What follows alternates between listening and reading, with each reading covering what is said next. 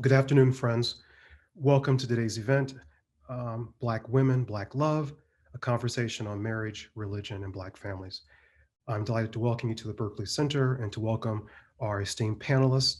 I will give a very brief introduction, so not to delay today's conversation, of each panelist, and then we'll begin our discussion. First, I'd like to welcome back to Georgetown University, Diane Stewart.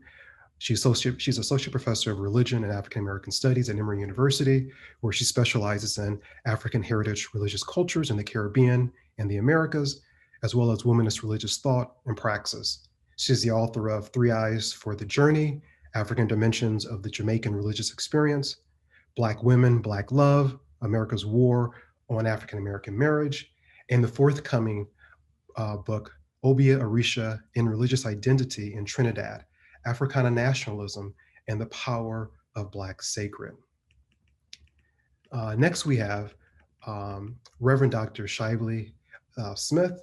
She's assistant professor of New Testament at Boston University School of Theology. She completed her PhD in New Testament studies at Emory University and is preparing to publish her first book entitled Strangers to Family, Diaspora and First Peter's Invention of God's Household. We're delighted to have her here joining with us. We also have Marilyn Charity. Marilyn is a lifelong resident of Washington, D.C. She's a graduate of Howard University, where she graduated with honors. She's had a very illustrious career in Washington, D.C., ranged from a teacher to now she's in real estate. She's also involved with Lynx and Jack and Jill. Welcome, Marilyn. And last but not least, we have my friend, Dr. Monique Moultrie. She's an associate professor of religious studies at Georgia State University. Her scholarship explores sexual ethics, African American religions, and gender and sexuality studies. Her book, Passionate and Pious, Religious Media and Black Women's Sexuality, was published by Duke University Press and was a 2018 Book of the Year Award for the Religious Communication Association. So welcome, panelists, and welcome, audience. I'd like to begin with the question, Diane, in terms of your introduction to the book. You make a bold claim, argue that for women of African descent in America, the problem of the 21st century remains the problem of forbidden Black love. Here you extend Du Bois's color line to underscore, quote, America's war on African American marriage, which you say impedes intraracial Black love. Why is heterosexual African American marriage, in your opinion, a civil rights issue rather than an individual private matter? And in the era of Black Lives Matter, when our attention is rightly focused on police killings of unarmed Black and brown women and men, shouldn't we focus our attention on state violence instead of personal matters of love? Thank you so much, Dr. Johnson, for that wonderful introduction and for organizing this panel and for welcoming me and my co-panelists. And thank you for this question. You know, when I began to do the research for this book, I didn't know what it would evolve into. I didn't know what it would become. But it became clear as I continued to do the work that I was dealing with structural and systemic forces. I was encountering material that showed that structural and systemic forces have been incredibly impactful on the nature of Black relationships, Black love relationships and marriages in this country. And as I began to think about it and think about the fact that although many enslaved persons did marry, their marriages were not legal. They had to wait. African descendants in this country had to wait until the 13th Amendment in 1865 to receive the right to marry. And so when we begin to look at the fact that, for example, in 2010, less than 30% of Black women were shown to be married at the time of survey of the national census. And I just checked the numbers the other day and it fell by 1 point. So it has not increased the numbers for the 2020 census. I began to see that what we have here is not a personal problem. Many authors and conversations treat the issue as a personal problem. Black women need to do X, Y, and Z to make themselves more appealing in a depleted marriage market, or Black women should change this about themselves. It's not a personal problem. Marriage is a civil right. It is a civil institution regulated by the state. As personal as it is, it's also that. And so I felt that it was time to call it what it was. It was a civil rights issue. Now, when we think about what's happening now with Black Lives Matter, there's no, for me, and the kinds of issues that we're contending with around police violence against Black persons across the nation, there's no clear dividing line between the two, between what seems to be private issues of love and marriage and coupling. State violence touches personal matters of love and relationships in Black America, and it always has. We can examine the recent police shootings of Black citizens across the country and reflect on the things their families have said and the emotions they have displayed when speaking about the trauma and heartbreak of the loss of their loved ones, right? The deaths of their loved ones have caused them, not just parents and siblings, but also spouses and children, partners. So state violence reaches Black love. It disrupts and prevents Black romantic relationships every day. You know, I've recently learned that there are Black women. I mean, I have a chapter in the book on welfare. I recently learned that there are Black women all over the nation who are afraid to deepen their connections with their partners through cohabitation, because if discovered, they will lose Section 8 housing benefits, or they will be disqualified from other subsidized housing programs. I interpret this as another kind of state violence. Here are programs that are designed to supposedly help and assist the poor, but in many ways, they trample upon women's rights to pursue happiness, right? And for those who would like to marry, the civil right to marry, to pursue the civil right to marry. They're forced to choose between the subsidies they desperately need to survive and the love they need and deserve as human beings. So I don't see a clear dividing line between the two. No, I think you're right. And what's interesting is that you really help at least a lot of us think about marriage in very interesting ways. And for many of my students in the classroom, they see marriage as very oppressive. But you bring up a very interesting concept in terms of thinking about marriage in terms of the ways in which Black women in particular can exert a certain kind of sovereignty, exert a certain kind of liberty, right, and exercise their agency. And so without that institution, right, that agency is actually diminished and not possible. So can you say more in terms of how you see marriage as an institution that is very much political, but also in terms of dating it back to enslavement and how you see slavery as really starting sort of the origins of this war against marriage, and take us back to Margaret Garner, right? The woman made popular, right, by Toni Morrison and Beloved, and how your archival research really allowed you to sort of penetrate this institution and gain a new kind of lens through which you could examine the institution of marriage. There's no doubt that marriage, when toxic, can be a prison, can destroy lives. And that's why we have so many divorces in this country. There's no doubt about that. And in no way am I interested in promoting the institution of marriage at the expense of any individual's health and wellness, well-being. So what I don't do, though, and I've shared this in other contexts. I mean, I myself did not want to participate in the institution of marriage. After my first divorce, I said, I'll never get married again. And I didn't participate in it for 9 or 10 years, probably close to 10 years. And here I am back in it. I mean, I personally don't think the institution is going anywhere. I think there are perhaps even strong evolutionary warrants for the institution across the globe, you know, across human culture. So I'm not so much interested in tearing it down. You know, what womanist scholar Lily Mapine would say, flying over it. That you have, when we deal with these womanist and feminist issues, you have people who stand in the institution and are willing to work with the institution in all its flaws. And you have those who say, I can't deal with this. It's just too oppressive. I've got to fly over it. So I'm not interested in flying over it. I understand people who do, who want to, no problem with that.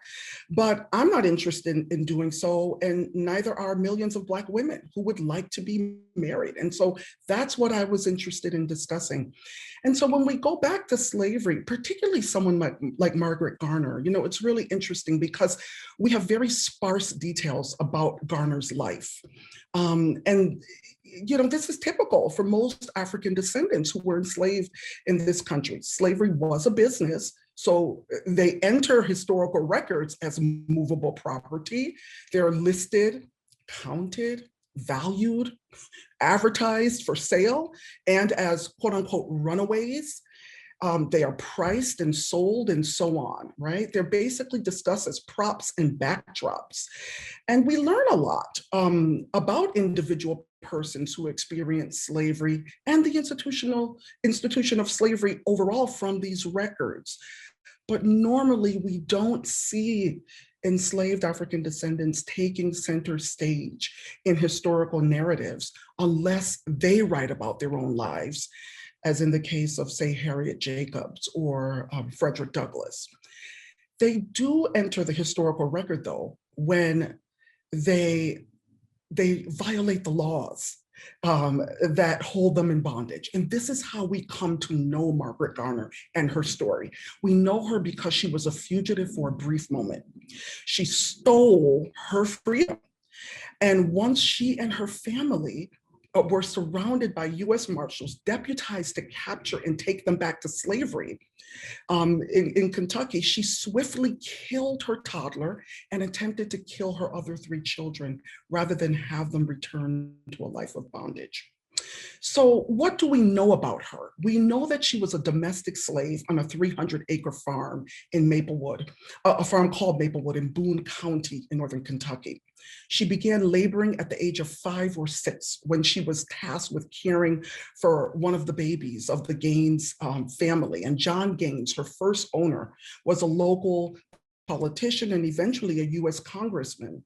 And he had owned 3 generations of Margaret's family, beginning with her grandmother. Margaret was among a handful of persons held in bondage on the farm. And when Margaret was 16, John Gaines took an appointment in Oregon and sold his farm to his younger brother, Archibald Gaines, who was Margaret's owner at the time of her and her family's escape in 1856. Archibald was apparently an abusive husband and publicly violent person. It is widely suspected that he was responsible for the death of his first wife, even though she supposedly died from injuries after a fall. And 22-year-old Margaret and her husband, who was about 27 or 28 at the time, and who labored and lived on a different farm about a mile away from Margaret and her 4 children. So 22-year-old Margaret, pregnant with a 5th child, was determined to get away from this abuser. It's highly likely that Archibald Gaines sexually violated Margaret over some years and was the biological father of her 2 youngest children, Mary and Scylla. They were both conceived when Gaines' wife was pregnant and unable to engage in sexual relations with her husband.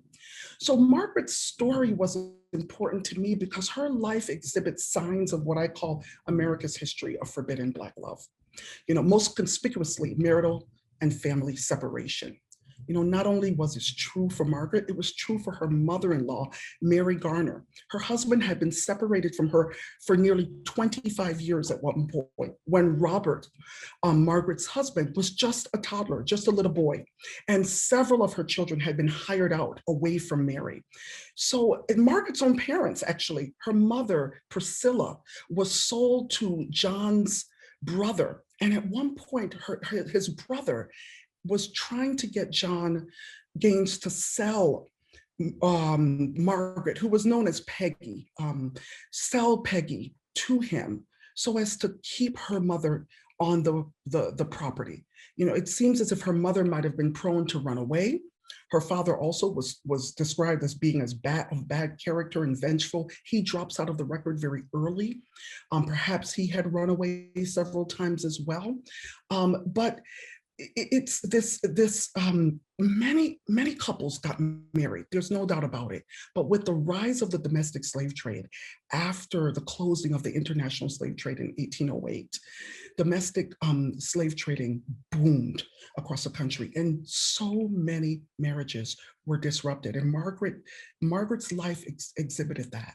And the sexual and reproductive violence she suffered also exhibited that. And I wanted to frame the lack of options for Black women to freely express love and live with their spouses and partners in slavery through her story.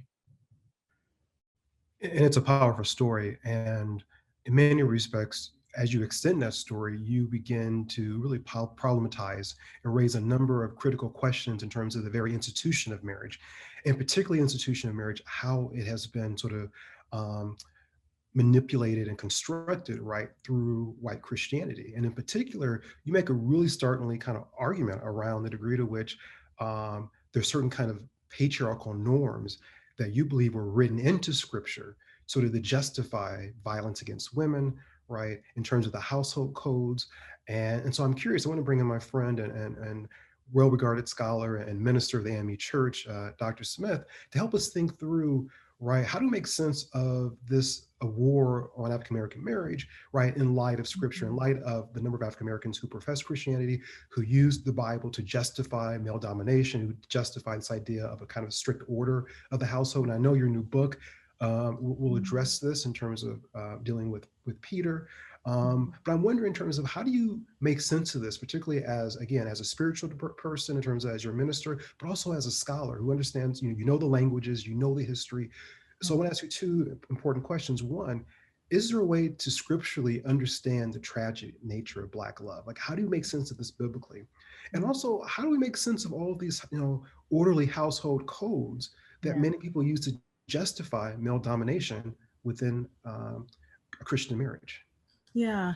So there's many different ways in which I probably can come at that, to come at those questions. So let me try to parse it just a little bit in a couple of different directions. So I think the first thing to pay attention to is the difference between thinking about the biblical explanation for this sort of the tragic nature of Black love, as Dr. Stewart is narrating for us in our book, and what we mean by the interpretation and appropriation and use of the biblical text. So I like to draw a distinction there because that's important.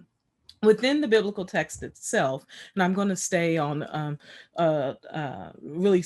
play in particular when we're talking about Christian traditions, that New Testament side of things, you have two fundamental dilemmas if you look at the biblical text. One, within the Christian tradition, what does Jesus say about it? Nothing.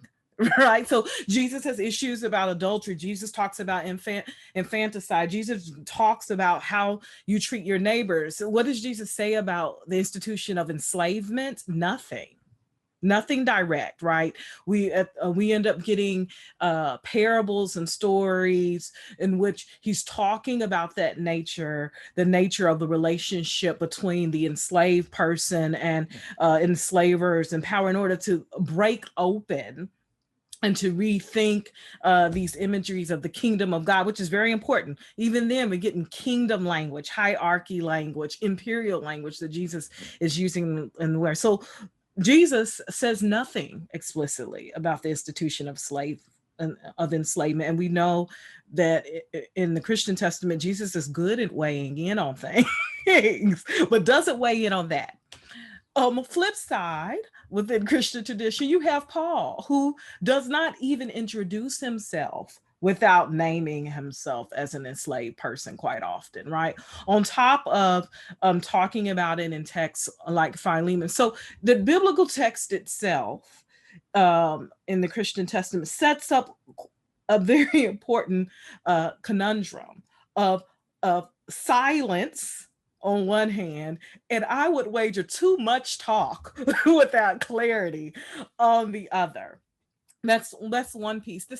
I think the second piece to pay attention to is to ask the question about what is the relationship between the world from which the biblical text, the Christian Testament, comes and the world it creates in relationship to the world that African Americans, or in this case, enslaved Africans in America, find themselves. Is there a difference? Heck yeah, there's a difference. Thousands of years of difference, geographical difference, language difference. So where's the biblical text there? The biblical text there becomes a tool for what? Culture making, socializing making in a real way. And so when I start thinking about, in particular, Dr. Stewart's book, I have to find myself thinking about how the biblical text has been used as a tool to create particular kinds of social dynamics. One is a patriarchal dynamic that is present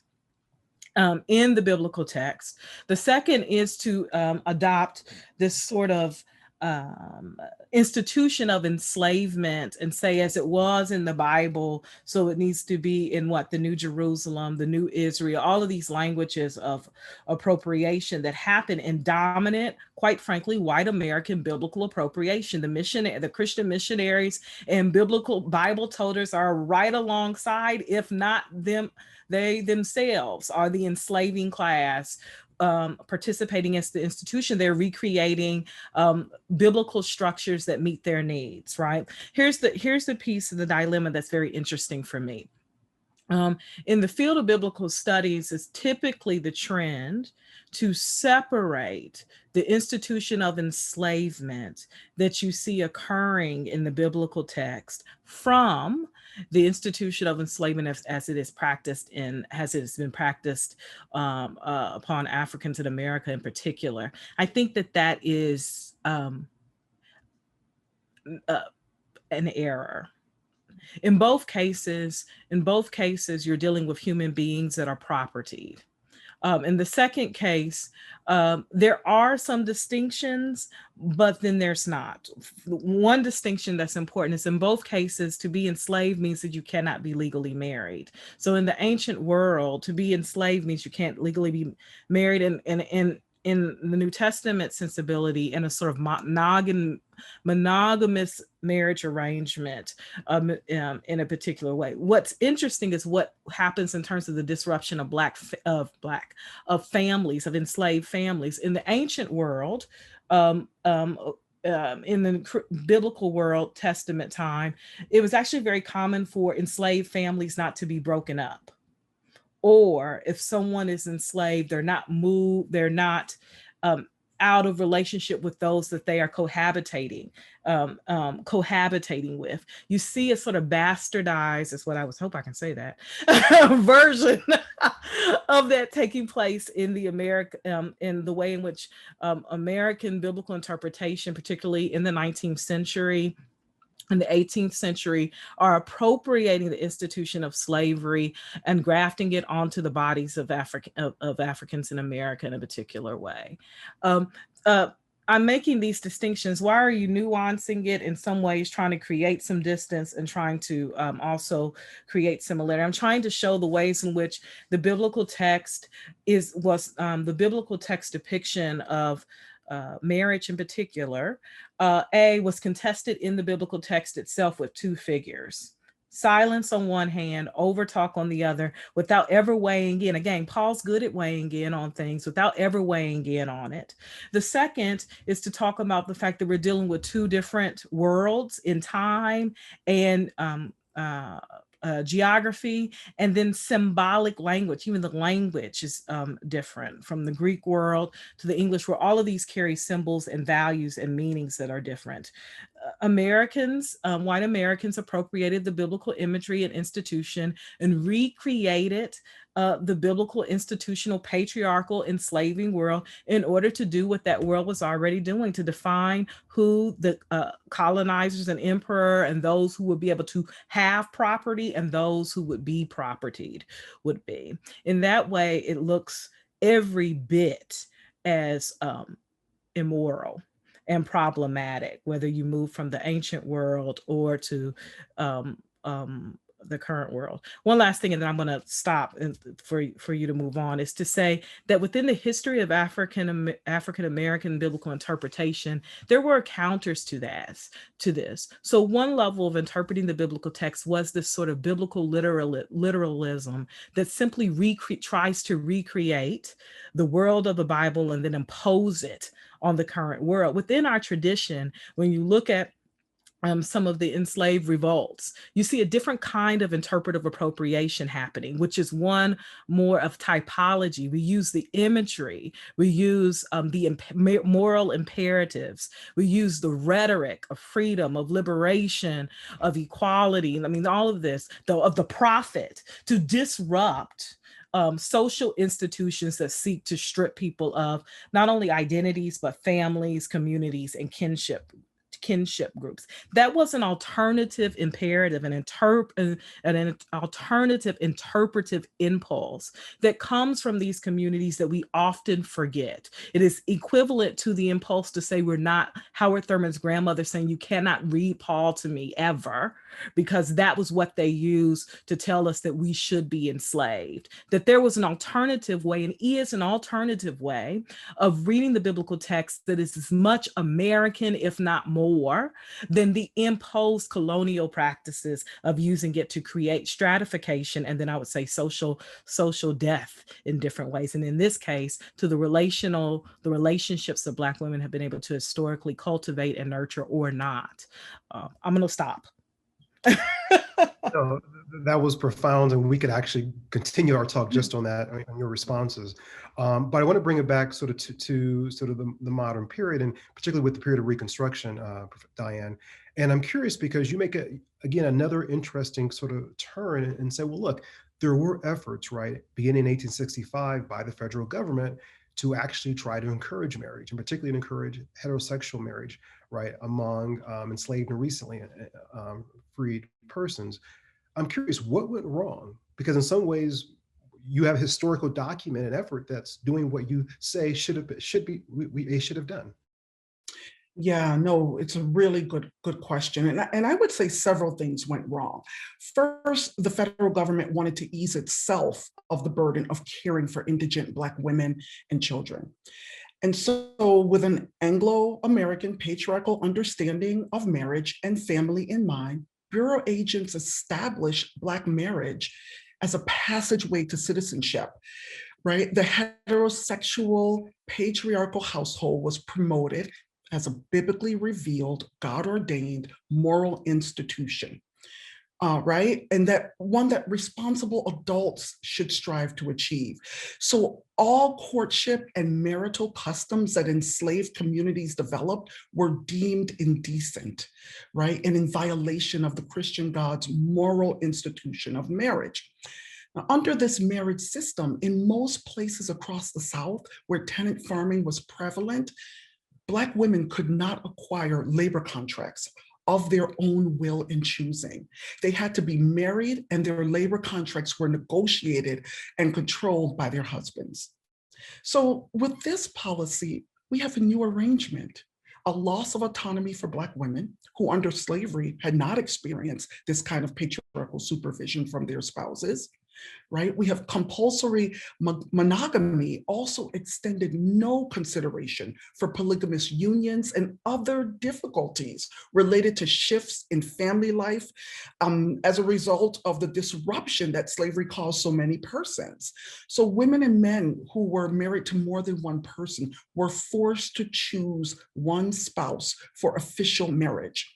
And Bureau agents commonly encouraged men to choose the spouse with the most children.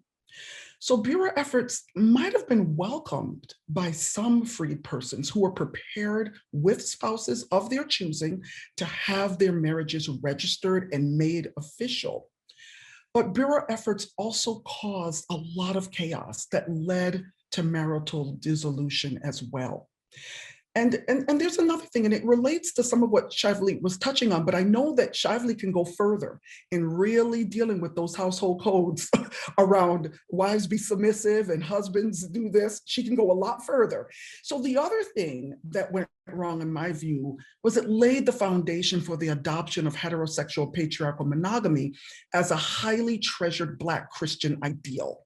Why do I say that? In terms of heterosexual monogamous coupling and marriage, which is the subject of my book, right? The manner in which some bureau agents, such as Clinton Bowen Fisk, a name I'm sure Shively, Dr. Smith knows well, because he was the founder of Fisk University, and Dr. Smith is a graduate. You know, he used, for example, the Christian Bible and Christian doctrine to socialize freed persons into new roles as husbands, which meant that they were heads of their households, and as wives, which meant that they were helpmates to their husbands.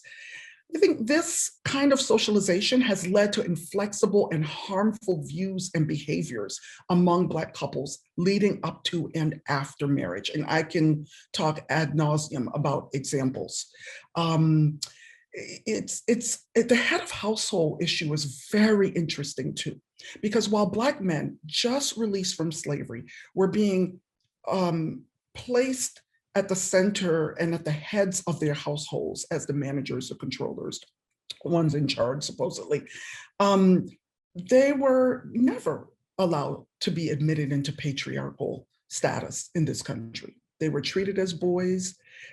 They were constantly reminded that they were boys and that only white men could be patriarchs. And so there's a real contradiction between that expectation and the opportunities on the whole that Black men have had to actually fulfill that role. Let's say we agree and we want that role. Well, let's really examine the opportunities Black men have had to fulfill that role. So it's very complicated and even chaotic, as I said before.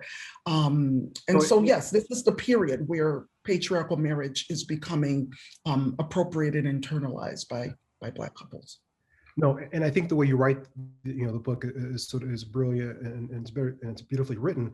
And then you make this interesting turn in the following chapter to say, well, look, even after there's a governmental effort, right, to encourage heterosexual marriage, there's this abrupt turn, right, with the emergence of Jim Crow. This whole idea in which you see the GI Bill as an example in which we see, the wealth that is not generated, right, within Black families. Can you speak briefly about the ways in which, again, this effort created, right, this distinction between white married couples and Black married couples, and what that meant economically, and how that then affected the whole moral structure of the family? Yeah, oh my goodness. The GI Bill, or the Selective Service Readjustment Act, was one of the most generous and rewarding social welfare plans this nation has ever seen. It created the American middle class, right? It provided monetary resources and other benefits to veterans to purchase homes, to assist them during periods of unemployment, to help them with college, to establish businesses, to earn a college degree, to secure training and jobs. In one report, it was determined that the bill impacted the lives of 8 out of every 10 men born in the 1920s. So it provided a road to upward mobility for millions of Americans and even offered special incentives for married veterans. But when it came to Black Americans, while some did reap benefits, many, many, many more were denied benefits because of how the bill was designed by Southern lawmakers to be administered through state agencies rather than the federal government. So to not have that federal oversight, Blacks in this country have gained civil rights often through federal oversight and appealing to the federal government. Well, especially across the Jim Crow South, many Black veterans were discouraged from applying for benefits and outright denied their benefits when they did apply. They were intimidated and denied from using benefits to move into neighborhoods of their choice. even among those who participated in educational and training programs. When supplies and equipment were limited, they were reserved. Whatever equipment was available was reserved for white trainees and students. So they were also denied unemployment benefits when authorities believed that there were jobs that they could qualify for, even if these jobs paid meager salaries that would leave their families impoverished. It didn't matter. So I mean, the despair, some people actually argue, some scholars actually argue that this is the time when the major gap in wealth emerged between white Americans and Black Americans. When it came to home ownership, since the VA only co-signed on the loans and provided other benefits after white financial institutions approved loans for veterans, Black veterans' home ownership benefits hardly materialized in a climate where redlining and racist neighborhood covenants locked Blacks out of home ownership. In 1947, 3,200 VA guaranteed home loans across just 13 Mississippi cities were approved. 2 were approved for Black borrowers, right? In the New Jersey and New York area, out of 67,000 home purchases supported by the GI Bill, under 100 of those homes were bought by non-white persons. So it's, the opportunity to save money, to build wealth, to gain education, to have decent employment, all of these kinds of resources and opportunities allow people to feel prepared for marriage. And people often don't feel prepared for marriage when they don't have access to the material resources that they need to just care for themselves. And so while Black people were confronting this reality, white American veterans were getting married, buying homes, growing their families, building wealth, and transferring that wealth to their children and grandchildren. No, it's powerful. And I wanted to bring in my friend and teacher, Marilyn Charity. And you have direct access, right, Marilyn? You have dealt with issues around home ownership, around wealth building, and I mean, for decades here in Washington. And I'm curious in terms of one, I mean, how did you feel when you read this book, but also as someone who has a bird's eye as a realtor, right? You talk about this, you know this, right, inside and out. How did you respond to, because you know the data through experiential knowledge, but then you told me the other night that as you read it, you were like, just really shaken by it. So I'm curious, can you say more about, as sort of an expert in this area, how this sort of wealth gap creates a kind of moral dilemma, particularly as you see with African-American families you work with? Well, first I want to say thank you so much for having me. And I feel like I need to step up my game because I'm with 3 other women who already have their doctorates. And I just have a lowly bachelor's degree. So I'm really honored to be here. But when I was reading the book, you know how you know things, but you don't really identify with them. I grew up poor and Black. I was raised by a single mom, but I have been able to achieve really wonderful middle-class status in my life. And so when I started reading the book and actually, and of course I am now of a certain age, so I can synthesize all of this data that I'm reading. There's a sense of anger that I felt about how the system really has been stacked up against us from the very moment we entered this country 400 years ago. And while my mother had an 8th grade education, but she managed to buy 2 homes during her lifetime. She managed to instill in me a sense of being educated and ensuring that I went to college. And so while I understood that I was Black and poor, the things that happened in the book did not necessarily happen to me. So the more I read, the angrier that I got. And it reminded me of what I told my office, for whom I'm one of only 2 people that work in. And when the George Floyd incident happened, they asked me how I was feeling. And I said, be clear, I experience acts of racism all the time, but I don't focus on them because I don't want to walk around angry all the time. But reading the book brought up feelings of anger I didn't even know I had. So that's the first thing. And in answer to your second question, Terrence, I've been selling real estate now for 21 years. And when I first started selling real estate, most of my clients were not of color. I just, again, had the good fortune to be working for a demographic that when I started could afford a $400,000 house. And there were not a lot of people that looked like me 20 years ago that could afford a $400,000 house. But I am thrilled to say that in 2021, that has equalized a great deal. Now, my clientele is pretty much 50-50. And I'm more than thrilled to say that across all demographics, I'm seeing people who look like me buy $400,000 homes, $1.5 million homes, $10 million homes. And so we are able, because of education, because of, quite frankly, I just think we're very good at what we do across every profession. We have been able to achieve the income level that will allow us to do that.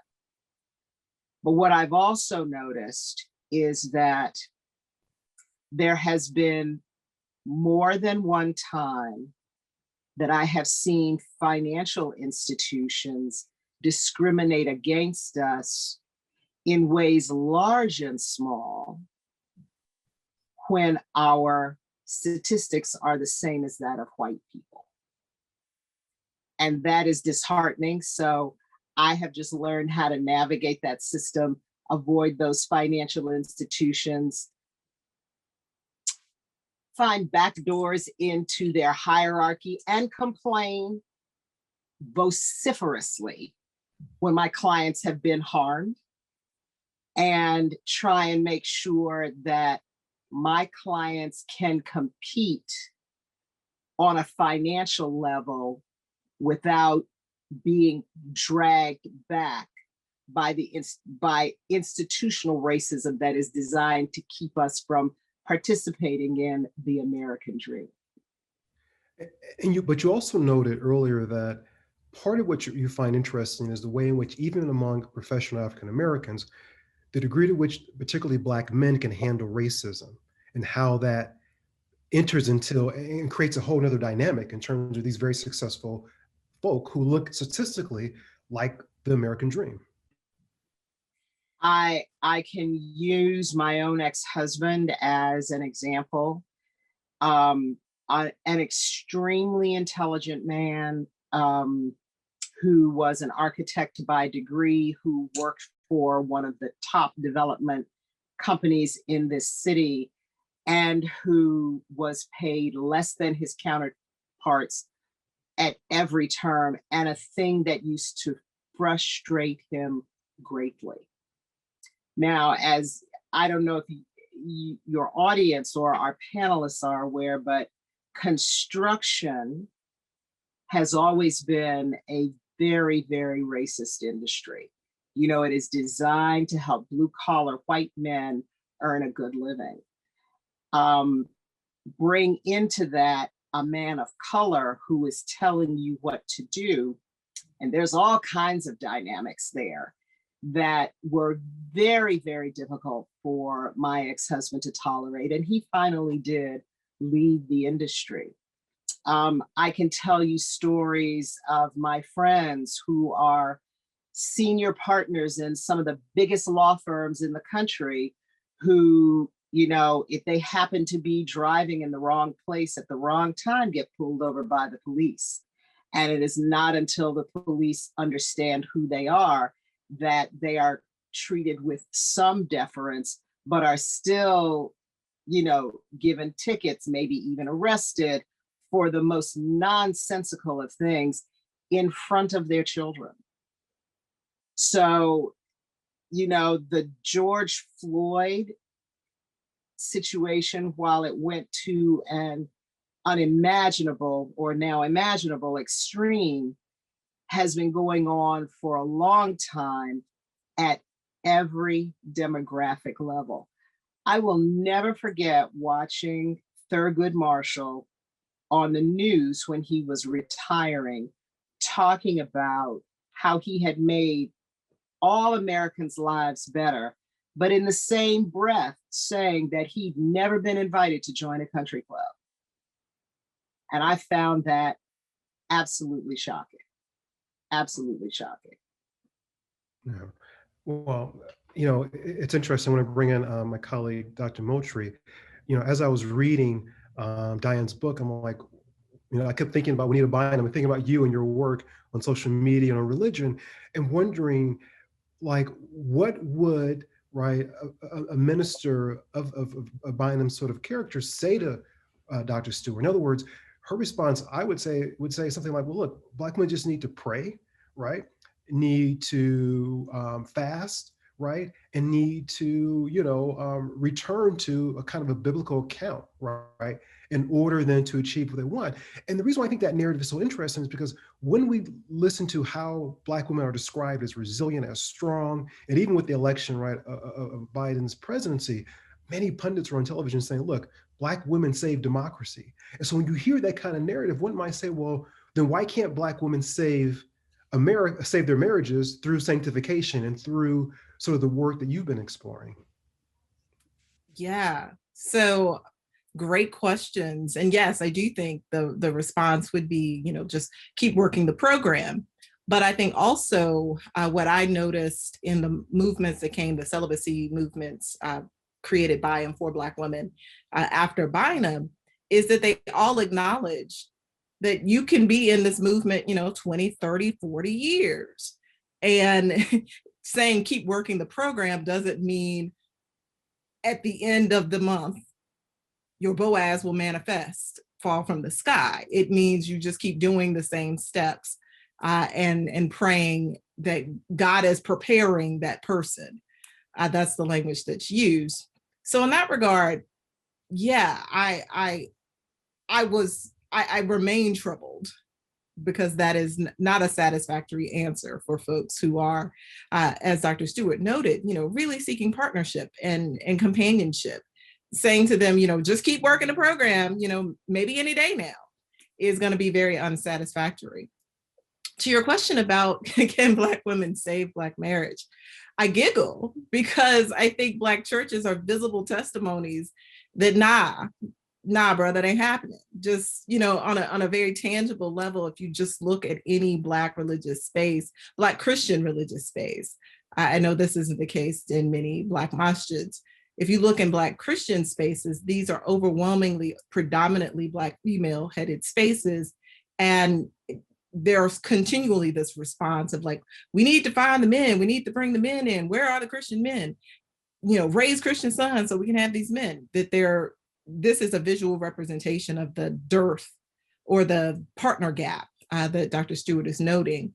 And so in essence, Black churches' responses to Black Christian women in their midst has been like silence, because they don't have a response, because this is the thing. We are a predominantly, Christian, female-oriented organization, yet we want to promote patriarchy. And we want to uphold patriarchy, and we don't have the men to uphold the patriarchy. So we just don't talk about it. So there's that response. And then there's, on the other side, I think this collusion with some of the healthy marriage initiatives that Dr. Stewart's book highlighted that have started with things like each church adopting children, like trying to get churches to adopt kids in the foster system, or partnering with federal programs, initiatives for healthy marriages, which is all well and good. And yet for me, where's the problem between the silence and this response is no one talks about healthy dating.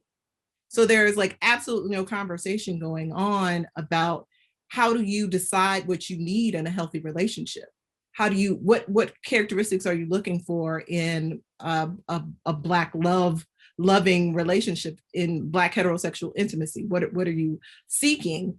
And if you don't have those conversations, you just say, marriage is the carrot, that's the goal down here. And we're gonna put you in these classes that help stabilize your marriage. That's kind of too late.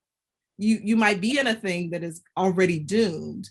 And for folks who are not married, who are participating in the singles ministries that I've been researching, it's a lot of single women talking to single women about how awful it is being single. So again, you're not learning anything about what a healthy date looks like. It's bitch fested about this horrible date that left me at the Red Lobster.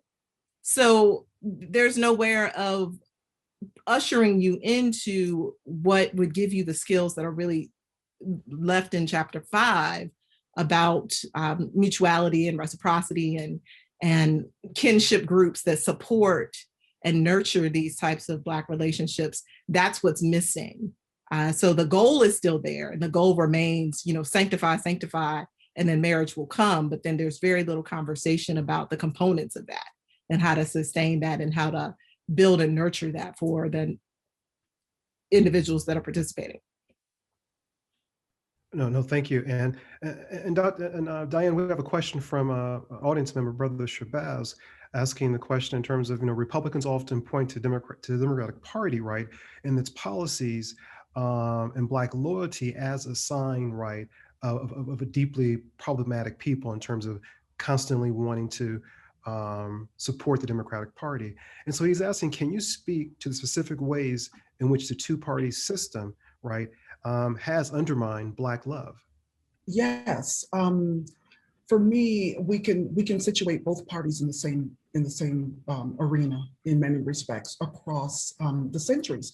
I mean, that's one of the things that I came to see, especially doing the research on the period of the rise of the prison industrial complex, right, and mass incarceration, that so many policies that Democrats were in the leadership of establishing and implementing put us in a situation where Black women have no one to marry. So even though many African Americans are Democrats, and I am one too, even though many of us are, it doesn't mean that the Democratic Party has operated in such a way as to protect and preserve Black families, Black marriage and Black families. And one of the things that I think, if we're really going to take this problem seriously as a country, as a nation, and if the parties do decide that they care to actually show love to Black people and show it through structural change and policies, is to look at programs that are supposedly designed to help Black people, Black families, Black women, Black children, that ultimately or inadvertently harm them, right? So there are ways in which welfare policies were designed to help them. And, under, Democratic presidents, for example. And yet they end up hurting Black families in other kinds of ways, right? So what I would say is that both parties have been responsible for undermining Black love and Black marriage in America. There's no way we can look to the Democratic Party as having been some panacea or been some great hope for the survival of the Black family. It is deeply, deeply tied into many of the policies and systems and structures that have made marriage, love, and family building difficult, delayed, or impossible for millions of Black women. Another question, if you can answer very quickly, from graduate student Javian Baker, this idea: can Professor Stewart talk more about her grievance or critique of the Moynihan report in relationship to Black women and Black love? And yeah, absolutely. The Moynihan report targeted Black women in many respects as the cause of the failure of the Black family. right? The cause of the failure of Black marriages and Black families, even of Black men, to be productive and to be able to secure jobs and to be able to provide for their families. The Moynihan report was supposedly initiated, the research for it was supposedly initiated to attempt to reduce the disparity and poverty between Blacks and whites in America. And what ended up happening, I mean, people talk about the report as being racist. In many respects, it's almost more sexist than it is racist, or we can talk about it as racist sexism, because in many respects, Black women were targeted as being matriarchs of their families, meaning they could not be heads of households. That's how a patriarchal understanding of family, and particularly a nuclear family, emerges, that there is a rightful head of household and that cannot be a woman.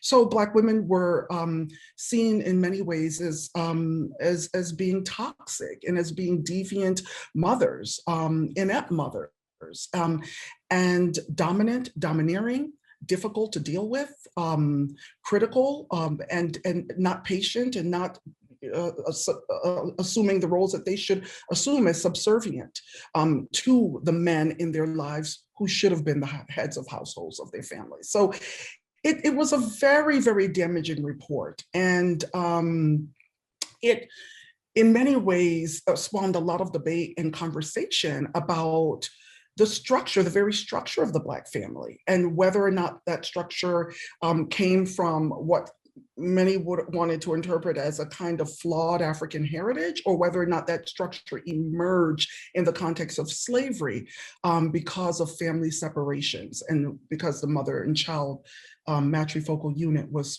so important. And I say both and, it's both and, but the difference is, I would say that African heritage is not toxic, it's not dysfunctional. In fact, it supplied people of African descent with a range of marital and kinship institutions that I think Black families have drawn on since the beginning of their involuntary presence in this country. And I think many of those kinship arrangements are most prevalent among poor and working class Black people. And they still have a stigma of being somehow deviant and somehow immoral, or somehow toxic. And I would beg to differ. I think it's time for us to revisit a wide range of Black kinship arrangements to actually provide more support for the building of healthy families and healthy and pro-social children in our culture. So yes, it was a document that actually blamed Black mothers for the failures of American society, for the continued effects, the kind of afterlife of racial slavery and Jim Crow in America, and the failures of state and federal governments to properly, I would just say, provide, in many respects, I will say provide reparations for African Americans in order to build the lives that they deserved. Black women were blamed. So I want to give you the last word, but we only have a few minutes left. So I want to get the other panelists just a general question in terms of, so interestingly enough, Dr. Stewart, you end on a sort of a positive note in terms of thinking through, how do we think through this in terms of kinships, alternative sort of context, and Dr. Moultrie touched on this. So I'm curious for the three panelists very quickly, what do you tell sort of the community you interact with? What do you tell, the young Black women and men and children you're interacting with after you've read this book? What do you walk away with, and what does it leave you compelled to do now that you've read this really powerful piece of writing? I'll say quickly, I was really persuaded, because I'm not really a fan of traditional marriage. So I was in fact persuaded by Dr. Stewart's discussion of Black people deserving romantic love outside of the structural barriers that she details, and highlighting the importance of Africana kinship and that as a model, and seeing that as richness and not as depravity. I think I would also I'm personally an advocate of interracial relationship. Once a person is clear on what they're seeking, I'm not sure that clarity has to come packaged in a Black male form. And thus that's what I would take forward to the sons and daughters and godchildren, et cetera, that I would see is that, get clear on what type of Black love you want and what that is comprised of. Wonderful. Thank you, Dr. Moultrie. I think I'm compelled from my own position to think about the ways in which, how do we, for those communities that are holding on to the biblical text and the language and imagery, how to get them to realize that just as the text has been was weaponized and used, particularly in these configurations of pairings and all of this, in order to, I would say, impede Black love and Black flourishing. What are the ways in which we can, for some communities, Christian communities, church communities, Bible reading communities, read the biblical text to socialize us towards something that is more expansive, more inclusive, that makes room for the many different ways, exactly what Dr. Stewart's book ends on, of imagining and living into these kinship arrangements that may actually already be very much familiar to us and a part of us. So I was really compelled by the need to start pushing particular communities to really rethink whose reading practices and appropriation practices they are using. Thank you. Terrence, I have the great good fortune to have 3 daughters, one of which I didn't get until she was 11, and the other 2 I gave birth to. My middle child has been in an extremely successful relationship with a fabulous Dominican man for 10 years, the last 3 of which they have been married. And they have a daughter who will almost be 2.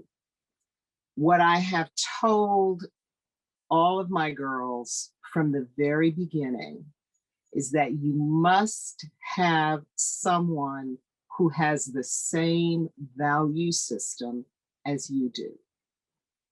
If you do not have the same value system, you will forever be at odds with one another because you're going to be fighting as to whose values will prevail. So that was the advice that I gave them. When the carpool, it is the best tool in the world because they're captive.